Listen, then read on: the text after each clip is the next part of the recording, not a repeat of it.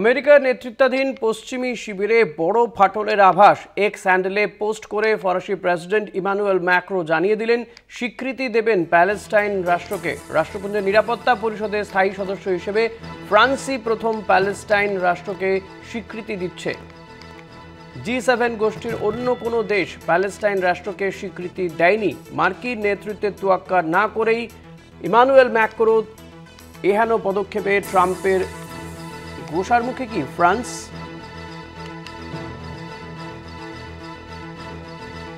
প্যালেস্টাইনকে রাষ্ট্র হিসেবে স্বীকৃতি দেবে ফ্রান্স। আমেরিকার নেতৃত্বাধীন পশ্চিমী শিবিরে বড়সড় ফাটলের আভাস এক্স হ্যান্ডেলে পোস্ট করে ফরাসি প্রেসিডেন্ট ইমানুয়েল ম্যাক্রো জানিয়ে দিয়েছেন স্বীকৃতি দেবেন প্যালেস্টাইন রাষ্ট্রকে।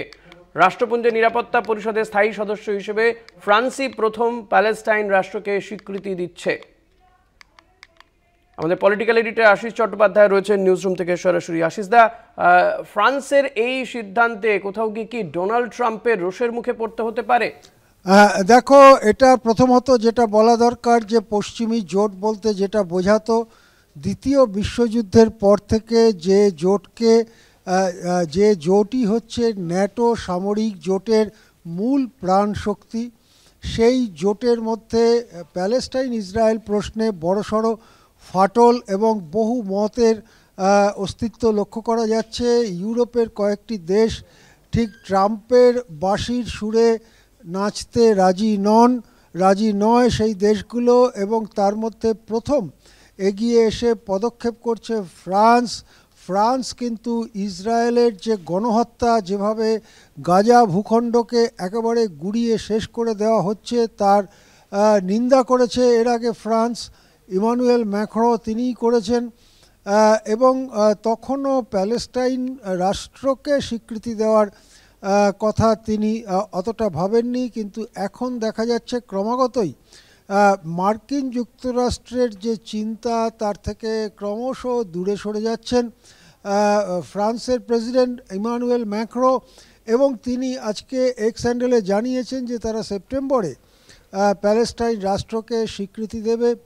এই দিক থেকে রাষ্ট্রপুঞ্জের যে স্থায়ী 5 সদস্য, রাষ্ট্রপুঞ্জের নিরাপত্তা পরিষদের যে স্থায়ী 5 সদস্য যারা পরমাণু শক্তিধর দেশ, সেই 5 সদস্যের মধ্যে প্রথম ফ্রান্স যারা প্যালেস্টাইনকে আলাদা রাষ্ট্র হিসেবে স্বীকৃতি দিল।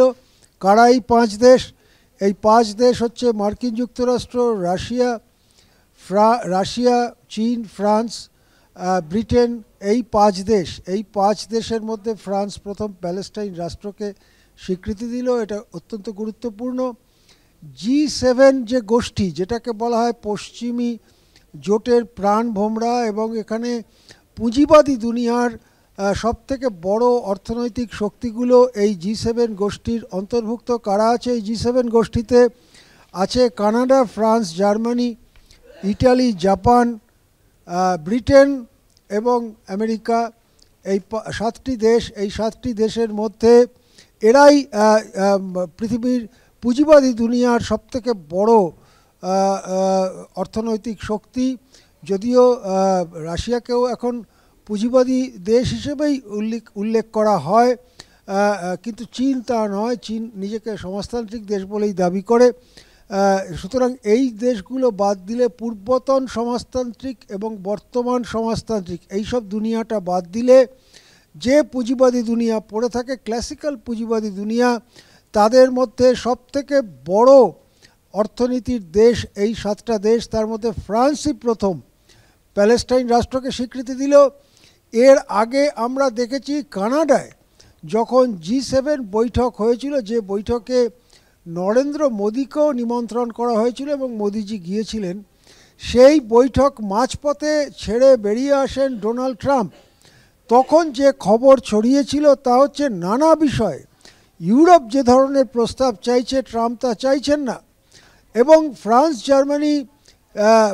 জার্মানি, ব্রিটেনের সঙ্গে গুরুতর মতপার্থক্য দেখা যাচ্ছে ট্রাম্পের, এবং সেই জন্য বৈঠক শেষ না করে ট্রাম্প বেরিয়ে আসেন। যদিও একটা খবর ভাসানো হয়েছিল যে ইরান ইসরায়েল সংঘাতের ব্যাপারে জরুরি কিছু কাজ থাকার জন্য তিনি হোয়াইট হাউসে ফিরে যাচ্ছেন, কিন্তু G7 বৈঠক মাঝপথে ছেড়ে বেরিয়ে আসাটা বেশ চোখে পড়ার মতো গুরুত্বপূর্ণ ঘটনা ছিল।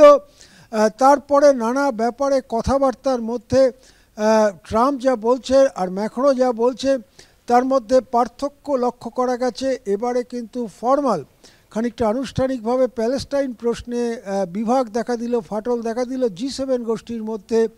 G7 গোষ্ঠীর অন্য কোনো দেশ প্যালেস্টাইনকে রাষ্ট্র হিসেবে স্বীকৃতি দেয়নি, ফ্রান্স প্রথম দিল।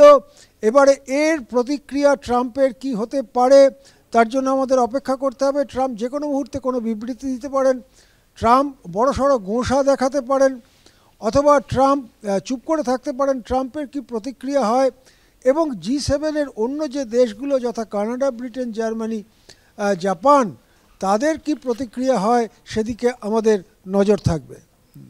ধন্যবাদ আশিস দা। কথা বলছিলাম আমাদের পলিটিক্যাল এডিটর আশিস চট্টোপাধ্যায়ের সঙ্গে।